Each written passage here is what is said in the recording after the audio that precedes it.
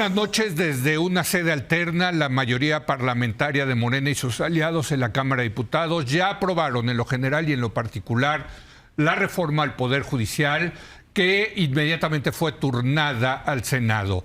Para debatir sobre este tema importantísimo, la aprobación de una reforma tan trascendental como la reforma judicial, saludo a Carlos Pérez Ricart. Carlos, buenas noches. Buenas noches, Leo. ¿Cómo estás? Lisa Sánchez. ¿Cómo estás, Leo? Fernanda Caso. Un gusto Muy estar buenas por acá. noches. Buenas noches. Empecemos contigo, Lisa. Hijo, es que ¿por dónde empezamos? Porque hay tantos temas. Pero, bueno, pues, ¿por dónde quieres entrar? Bueno, a ver, yo creo que lo importante acá es empezar por el contenido de la reforma, luego seguir por el proceso y las formas del proceso parlamentario por el que fue aprobado y cerrar quizás diciendo cuáles fueron las reservas que sí fueron adoptadas, porque este fue un proceso parlamentario en donde, si bien quedó adoptada la reforma judicial prácticamente en los términos en la que fue presentada, la oposición sí presentó reservas, incluso los partidos que conforman la coalición mayoritaria presentaron reservas, y en total pues fue una discusión que debía haber contemplado 610 reservas y de las cuales únicamente pasaron 3. Quizás volver a recordar por qué el contenido de la reforma es un contenido que debió haberse discutido con muchísimo más cuidado y debió haberse modificado en muchísimos puntos. El punto fundamental, la elección de jueces, magistrados y ministros. Yo creo que eso es lo que más se ha discutido, pero no necesariamente es el único punto fundamental. Y es que, por ejemplo, el tema de cómo está organizada la elección no solo tiene impedimentos operativos claros y un costo altísimo en la propia organización de la elección y en el pasivo laboral del Poder Judicial, lo que le significará erogaciones muy importantes al siguiente gobierno, sino que además tiene un costo de oportunidad del uso del tiempo de los distintos poderes de la Unión, que si bien ahora van a seleccionar únicamente sus listas de candidatos sobre aquellos que hayan salido victoriosos de unos comités de selección y de las famosas tómbolas, sí van a requerir pasar muchísimo tiempo, Leo, no solo constituyendo esas listas, sino haciendo las sesiones para lograr las votaciones mayoritarias con las cuales se apruebe cada una de esas listas y cada una de esas candidaturas. Esto es importante porque por lo menos 2/3 de las candidaturas las va a elegir Morena. Sin duda. Una cosa que hay que decir también, que se ha discutido mucho sobre el tema de la boleta, es que al final del día, cuando se aprueben esas listas y los candidatos lleguen a las boletas, va a estar debidamente seleccionado quiénes son los candidatos del legislativo, del ejecutivo y del judicial, y también va a estar subrayado los nombres de aquellas personas que hoy en día están ocupando un puesto de jueces, magistrados o ministros, de manera que la gente sepa quién está en funciones, quién no está en funciones y quién le nominó. Eso va a ser... Si ellos se quieren lanzar, claro. No, bueno, me refiero al votante al momento de elegir. Por eso, pero si yo soy ministro ahorita y digo, no, yo no voy a participar en esa elección, no apareces. De acuerdo, pero me refiero, la boleta va a tener a aquellos candidatos que ya fueron aprobados por las listas, pero sí va a venir señalado de quién es ese candidato. ¿Qué es lo que se ha discutido mucho que va a suceder? Pues que la gente, cuando llegue frente a una boleta imposible de muchísimos nombres, lo que buscará será, pues, a quién nominó el presidente o a quién nominó los diputados de mi mayoría, y entonces esos son los nombres que escribo. Un problema adicional de la boleta es que va a estar compuesta por 2 columnas en donde se supone que el votante va a tener que escribir el nombre completo del candidato por el que está votando, guardando que haya criterios de paridad de género, es decir, que tendrá que llenar el mismo número de mujeres, candidatos hombres que de mujeres. Pero deja tú todo eso, que en sí es un proceso hiper complejo y sobre el cual hay dudas muy puntuales sobre si en realidad va a ser un proceso de elección libre e informado en donde el ciudadano esté expresando su voluntad. El tema es el tiempo perdido en el Poder Judicial, en el Poder Legislativo y en el Ejecutivo para hacer todo este proceso cada vez que lo tengan que hacer, las votaciones que significan. Otra de las cosas en temas de retrasos de tiempo, Leo, es que esta reforma, por ejemplo, elimina el funcionamiento de la Suprema Corte de Justicia en 2 salas. Hoy por hoy, martes y jueves, la Suprema Corte de Justicia tiene 2 salas que discuten al mismo tiempo, en sesiones simultáneas, una multiplicidad de asuntos. Ahora no, ahora todo se va a discutir en el Pleno.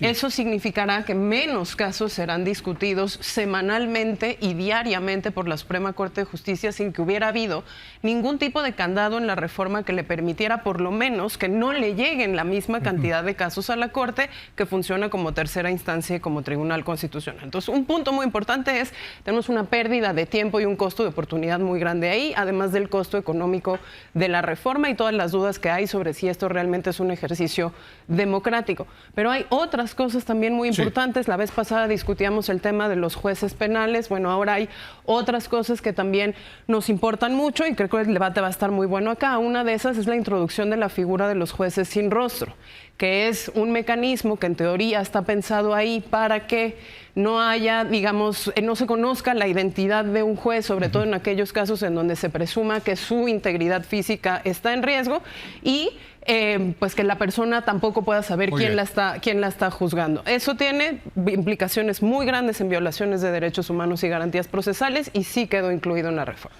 Fer, tú decías antes de entrar al aire que tenías tus dudas sobre los jueces sin rostros, ¿no?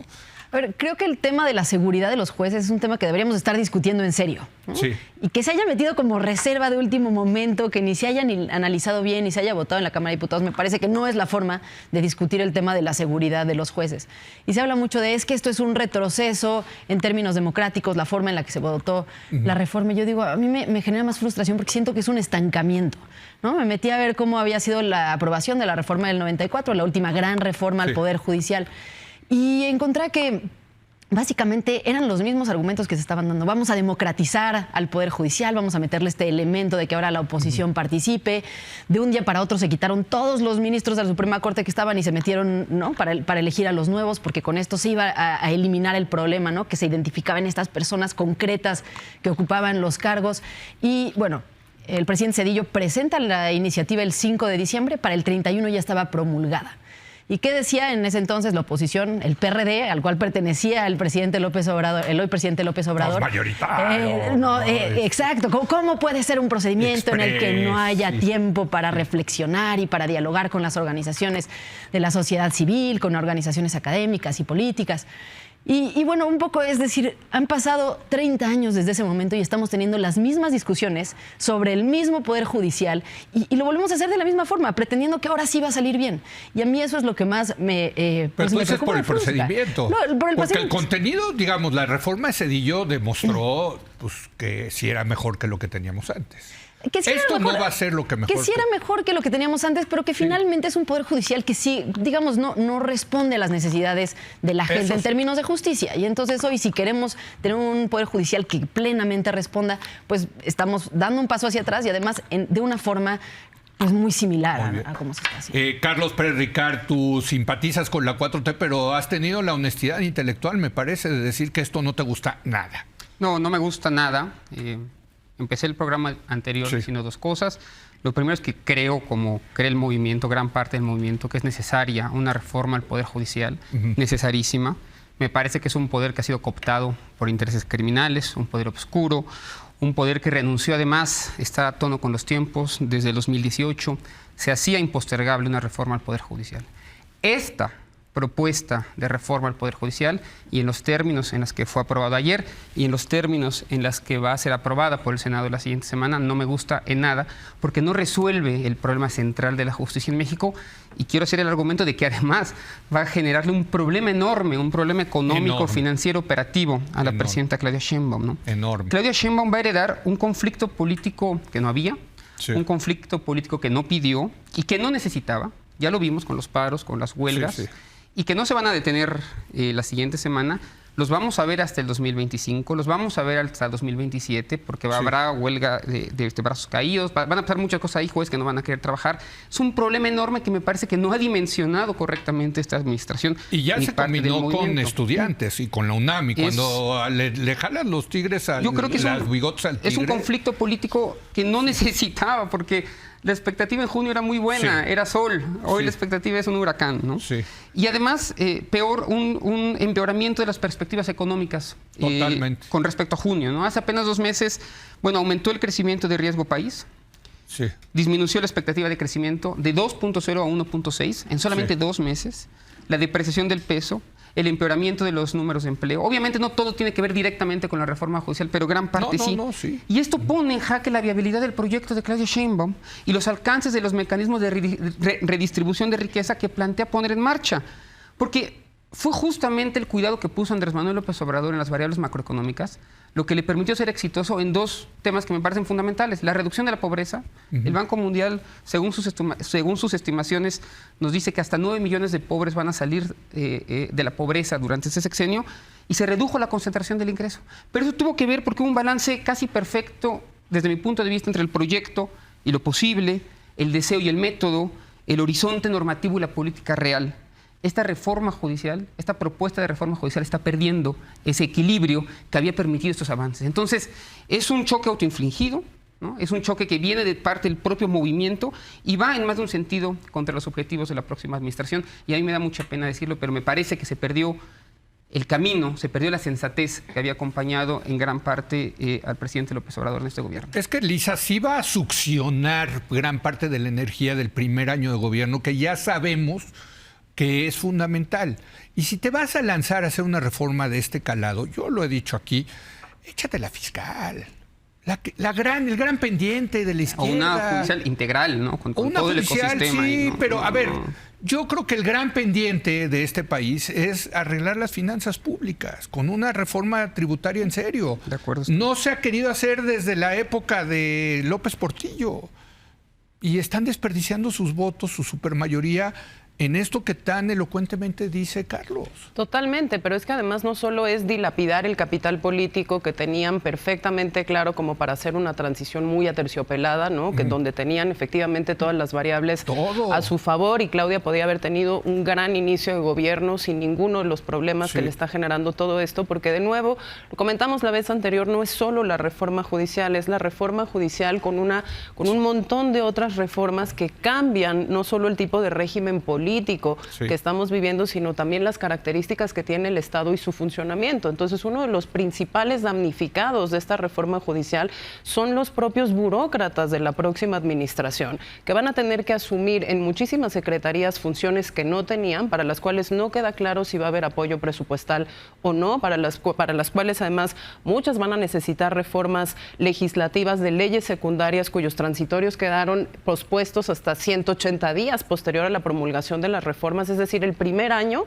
lo que va a primar es una incertidumbre administrativa para la conducción de los asuntos del Estado mexicano, un debilitamiento muy fuerte de los tribunales civiles, un conflicto político muy grande y unas erogaciones innecesarias que en un momento no solo de todos los cambios que menciona Carlos, sino también de una reducción del espacio fiscal para mantener las políticas sociales que ya tenía este gobierno, que no eran las mismas condiciones que recibió el presidente López Obrador, y que creo que todos coincidimos en esta mesa que era tremendamente innecesario. Pero déjame volver nada más como a ciertas cosas de también cómo en este proceso parlamentario y en esta discusión de esta reforma se hicieron cosas tan contradictorias que son exactamente la dirección contraria de lo que buscan hacer. Uno de los ejemplos es, la reforma te dice en la exposición de motivos, no queremos discriminar a los jóvenes y por lo tanto ya uno de los requisitos de elegibilidad para ser juez o magistrado no requiere el tiempo de antigüedad del título en licenciado en Derecho.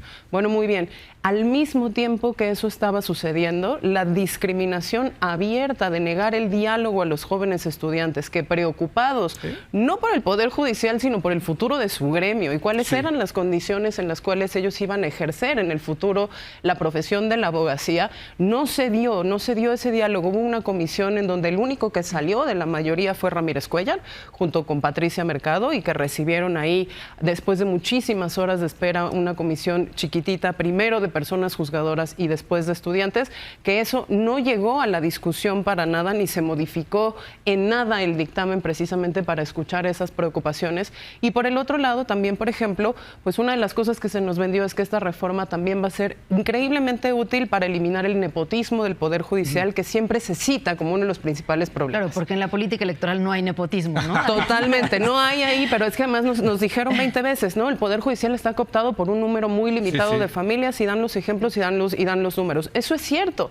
Ahora, ¿hay un solo candado al nepotismo en la reforma judicial? No hay ninguno, no hay ningún criterio pero ahora la gente, de exclusión. El pueblo que nunca se equivoca, si quiere poner familias enteras en el Poder Judicial. Pero esas son las contradicciones que hay que exhibir, y hay que exhibirlas, y además hay que decir que hay muchos criterios que se relajaron y se hicieron tremendamente laxos, como por ejemplo, La prohibición que hoy está en nuestra Constitución que dice todo juzgador después de 2 años de haber dejado el cargo no puede ejercer la abogacía frente al Poder Judicial, es decir, no puede representar casos, no puede ser abogado, para evitar los conflictos de interés, ahora se quita y entonces se dice solo se va a mantener, esa es una de las reformas, por cierto, metida por Mariana Benítez, que fue su procuradora y sabe perfectamente cómo funcionan las procuradurías y cuáles no son los problemas del Poder Judicial.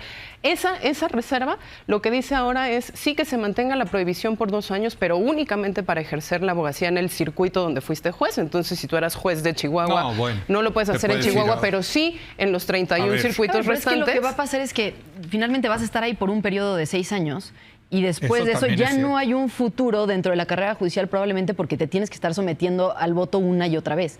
Y creo que eso es... ¿Va a haber reelección? Sí, vas a poder buscar la reelección. Y además puedes postularte a todos los procesos electorales que tú quieras. Pero va a haber muchos que no queden, ¿no? Todos los por aquellos por los que no voten de entrada, porque va a haber una cantidad brutal de candidatos porque se tienen que proponer por cada uno de los poderes. Yo creo que vamos a tener un formato de jueces completamente distinto al que conocemos hasta ahora. Vamos a tener jueces influencers, jueces que estén todo el tiempo publicando libros y de gira, ¿no? Haciendo presentaciones por todos lados, ¿no? Haciéndose conocer de alguna forma que quepa dentro de las leyes. Vamos a ver estos espectaculares ahora con las revistas promocionando jueces, ¿no? Como hemos visto con candidatos. Déjame te cuento que estaba checando lo que pasa en Estados Unidos, porque toman Estados Unidos como ejemplo. Y hay muchas críticas en Estados Unidos por los jueces elegidos, ¿no? Y leía un juez en Tennessee que fue elegido porque era amigo de Dolly Parton y puso unos billboards en espectaculares la foto de él con Dolly Parton. A ver, es que creo que vamos a caer en ese tipo de situaciones porque es inevitable, y más con una ley electoral tan restrictiva como la nuestra, que obliga a los personajes como ahí a buscar caminos por los cuales darse a conocer, porque al final la gente tiene que votar por ellos. Sí. Y que va a poner también escenarios que no nos hemos planteado hasta ahora, como qué va a pasar si un candidato a ministro gana más votos que lo que ganó la candidata presidencial, ¿no? ¿Qué pasa si un magistrado saca más votos que el gobernador? Vas a generar figuras en los estados que van a ser naturalmente el opositor, el que va a competir en la siguiente elección, y de un día para otro... Los estás convirtiendo en políticos. Los estás convirtiendo en políticos y de un día para otro vas a tener renuncias a lo largo y ancho del Poder Judicial cuando vengan elecciones para todos aquellos que quieran saltar a ser senadores, a ser diputados, a ser incluso gobernadores o presidentes en su caso. Creo que pues es una dinámica que al final va a debilitar aún más al Poder Judicial, porque vas a tener estos brincos y vas a dejar los espacios vacíos durante meses. Pero además, Carlos, esto... O sea, que la totalidad de los jueces sean elegidos, tanto los del Fuero Federal como los del Foro Común, no se ha hecho en ningún lugar del mundo. El lugar más cercano donde se ha hecho es en Bolivia, los altos tribunales, y ha resultado un fracaso. Son 40 jueces los que se eligen en Bolivia. De los altos tribunales, incluyendo la Suprema Corte, no todos. No 10,000. No, bueno, aquí van todos. Sí, no hay una experiencia exitosa que copiar, ni mucho menos. Además, pienso que si el objetivo era democratizar el Poder Judicial, podría avanzarse en un esquema de jurados populares, en donde podríamos avanzar una discusión sobre eso, que a mí me parece que tendría sentido. En México existieron, no sé si con éxito o no, pero existieron hasta el asesinato de Álvaro Obregón. A Toral lo declaró culpable un jurado popular, el asesino de Obregón. ¿Así fue? Y en México así fue durante los años 20. Ya se habló mucho del fondo. Me gustaría decir un par de cosas sobre las formas, que tampoco me han gustado, ¿no? Y la forma es fondo, ¿no? Para empezar, ya se dijo, no me ha gustado en nada la forma de deliberar. Es verdad que hubo foros durante el verano, varios foros en el verano, pero también es verdad que prácticamente no se tomaron en cuenta las posiciones divergentes a la reforma. De hecho, el único cambio de fondo, bueno, ya me corregirá si fue el único cambio de fondo o no, pero uno de ellos fue de los jueces sin rostro, que no estaba en la propuesta de febrero, que luego tampoco estuvo en la campaña de Claudia Sheinbaum, y fue una propuesta que nace en la mañanera y que no solamente es contraria al espíritu de derechos humanos y a tratados internacionales, sino que es, fíjense bien, contraria es una figura contradictoria con el espíritu de la ley que propone la elección popular de jueces, porque nunca te enteras quién fue el juez que te juzgó. Entonces, el principio la protección del mismo de que lo se anula conozcas. completamente. Entonces, también es un buen caso de cómo entra en contradicción, ¿no? Me ha sorprendido la falta de detalle en la discusión y la falta de evidencia utería en esto. Yo creo que la izquierda tendría que hacer mucho mejor las cosas en esto. Y lo otro que no me han gustado, además de la deliberación, son los tiempos. Yo no he escuchado un argumento lógico, técnico, no sé si ustedes, en favor de votar esta misma semana o la semana que viene, ¿no? Ese apresuramiento me parece cuando menos una descortesía a la siguiente administración y a la próxima presidente. Una reforma tan fundamental a la República no puede aprobarse hacia el vapor. ¿Y por qué no se le otorga el margen a la presidenta para que todo el mundo dice, bueno, es el mismo proyecto, está a favor? ¿Por qué no se hace? Bueno, yo no he escuchado. El único argumento que he escuchado, pues sí, ya se sabe quién manda aquí, ¿no? Por parte de un legislador, va en el sentido de que se le quiere dar un regalo al presidente de la República. Y con todo respeto, eso me parece una falta de respeto a cualquier proceso deliberativo, ¿no? Sí. Hay quien dice que esto les recuerda al PRI, a mí me recuerda mucho al PAN. Me recuerda mucho al PAN del calderonismo y me recuerda mucho al PAN del foxismo, en el que tenían que legislar de forma apresurada y sin apenas dar cabida a la oposición. Yo creo que aquí ha sobrado arrogancia y ha faltado mucha humildad. Totalmente de acuerdo. Pues una última ronda de conclusiones, Lisa. No se ve bien. Realmente no se ve bien. Y hay que decirlo.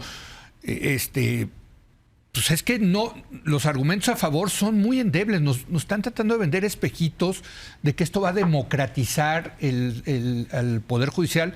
La realidad es que lo va a politizar y lo va a hacer sujeto al partido gobernante, a Morena. Se acabó la independencia del Poder Judicial, poca o mucha que tuviera. Yo creo que justamente frente a lo que estamos es a una reforma que no solo no va a resolver los problemas que prometía que iba a resolver, sino que va a crear muchísimos otros problemas que incluso se van a desbordar del área jurídica, del área de la justicia, del área de la seguridad, y van a tocar incluso los temas económicos, el orden administrativo y la viabilidad de poder gestionar al menos el primer año de Claudia Sheinbaum. Rapidísimo, sí. Uno de los argumentos de por qué esto tenía que pasar en septiembre es porque hicieron tan mal los propios tiempos de la elección extraordinaria del 2025 que si esto no sale, no dan los tiempos de la convocatoria para poder hacer no dan los tiempos de la reforma para salir en junio y que haya una elección extraordinaria en el 25. Claro. Absolutamente, pero entonces ¿por qué lo tienes que hacer en el 25? Lo puedes hacer en el 26 porque ahora ni siquiera vas a tener la legislación electoral completa para hacerlo, porque como frenaron también la reforma político-electoral, estamos en la incertidumbre de si habrá autoridades electorales locales o no, y si tendremos que hacer adecuaciones a las legislaciones electorales locales para que el INE, que es una institución federal y sería una afronta al federalismo, sea quien ordene esos procesos electorales también en lo local. Entonces creo que el caos va a ser gigantesco. El último mensaje sería para el Senado de la República. Tienen la oportunidad de mover al menos los transitorios de entrada en vigor de esto para que llegue el nuevo gobierno. A ver, Lisa. Bueno, a ver, a ver, Leo, seamos realistas. La orden ya se dio en Palacio Nacional y lo único que le hacen casos al presidente. A mí me importa el país, Leo. A mí no me importan las órdenes que tengan ellos. Pero ellos lo hacen. Dado la dosis de realidad de que sabemos que esto seguramente va a pasar en sus términos, lo que hay que hacer es volver a subrayar la responsabilidad que tienen ellos de validar todos los problemas que esto va a generar en el Poder Judicial y fuera del Poder Judicial y decirles que sí tienen en sus manos en los próximos días. Lisa. Claro, pero sí lo tienen y esa responsabilidad hay que subrayarla, Leo. La realidad es que están en si tú capitulas desde antes, en la desproporción de que ganaron y ahora sí ahí les van mis reformas y son las mías. Claro, el que ganó la elección fui yo, es un ejercicio de poder autoritario, pero la responsabilidad también está en el legislador. Pero eso es muy importante, porque ahora sí que no vengan que la oposición... A ver, ahora sí van a tener todo el poder. Claro. Que no me vengan a decir, es que la oposición no nos deja. No, señores. A partir de octubre, todos los problemas que pasen en este país son culpa de Morena. Ellos son los responsables. No, yo tampoco lo pondría así. Hay problemas estructurales en el país, históricos en el país. No, pero esta es una mala decisión. Pero ya decir es que la oposición, los conservadores, nuestros adversarios... y con el nivel de gobiernos que tienen también a nivel estatal y a nivel municipal, pues también es un escenario para ellos donde la responsabilidad es enorme, ¿no? Sí, pero a ver... Y bueno, finalmente yo quisiera comentar un tema del que hablabas, que es el de los estudiantes. Sí. La semana pasada decíamos si el Poder Judicial o no era legítimo en estos reclamos, porque finalmente eran juez y parte. Creo que el caso de los estudiantes es distinto. Y yo sí esperaría que ver a los estudiantes en las calles, si no le habla eso a López Obrador, al menos sí le habla a Claudia Sheinbaum, quien empezó su carrera en movimientos estudiantiles. Sí. Empezó desde la prepa marchando en las calles por hijos de madres desaparecidas, por temas indígenas, finalmente luego en el CEU, en el movimiento del CEU en la UNAM. Es hija de padres que estuvieron en el movimiento de 68, sí. Activamente fueron ambos líderes del 68. Ella cuenta cómo de niña la llevaban a la cárcel de Lecumberri a visitar presos políticos de aquel movimiento. Es decir, es una persona que ha sido cercana a los movimientos estudiantiles, entiende esos reclamos Y yo creo que si hay alguien que tendría que escuchar a los estudiantes que hoy están en las calles, pues es justamente ella, y en eso tengo algo de esperanza. Otra vez está Fernanda en el deber ser. Debería... No Pues sí. lo va a hacer. No lo va a hacer, porque lo que está haciendo ahorita es agazapada, esperando a que le entreguen la banda presidencial y no decir ni pío, porque todos le tienen pavor a López Obrador, incluyendo la presidenta electa. Pero mira, mientras no esté aprobado y promulgado, creo que hay que seguir hablando del deber ser. Y seguir exigiendo desde el deber ser. Está bien, pero a ver, el ser es que lo que está jodido es el ser. Esa es la realidad, Carlos. Para que haya un poco de discordia en la mesa. Yo creo que falta un tramo enorme para llamar a esto un movimiento estudiantil. Nada tiene que ver con el 68. Yo creo que estamos ante una movilización gremial que tiene un componente estudiantil. Yo creo que hay da para mucho para la discusión. Déjame decir una cosa más. Es muy mala la reforma. Pero si tú insultas a los estudiantes... No, yo creo que está mal, pero pueden no creo pasar que estemos, a los de medicina, dicen, oye, no creo que estemos todavía... ¿Cuántos estudiantes son necesarios para escucharlos? No, hay que escucharlos, pero no estamos, todavía falta un tramo para pensar que estamos en algo parecido a un movimiento estudiantil, como se ha querido plantear.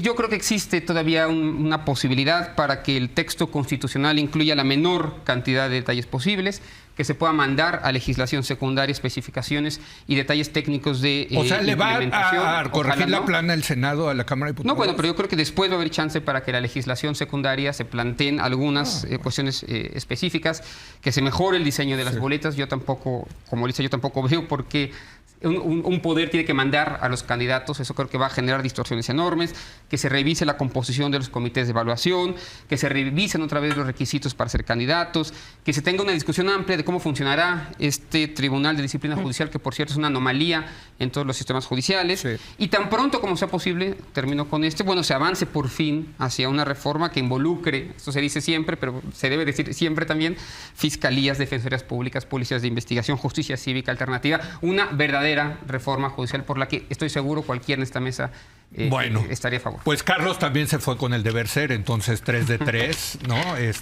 No, yo entiendo su argumento, yo creo que ante la frustración de ver el relajo que están haciendo, pues uno dice, es que deberían de esto, es que eso es lo frustrante, que no lo hacen y que hacen lo que les manda en Palacio Nacional y quién sabe qué va a salir de eso. A mí lo que me quedo es con cuál es la racionalidad política de heredarle un problema de este tamaño a tu heredera cuando todo iba viento en popa. Estamos en el nearshoring y que íbamos a ser ricos y felices y etcétera. Y ahorita estamos que si las manifestaciones... Todo esto es partir de que ella no está de acuerdo, porque digo... ¿No está de acuerdo? No, es decir, heredarle, ¿no? Pero, digamos, pues por lo que no se ha permitido ver a ella, ella está de acuerdo, ¿no? Ella está de acuerdo el margen para que ese es buen punto. Mostrara si estaba o no. También, a ver, debería Claudia, pues Claudia está de acuerdo también con esto, o eso es lo que ha dicho. No sé si le están heredando un problema o ella está siendo parte también de esto que está sucediendo. Pero sí le están heredando un problema, por lo que vemos.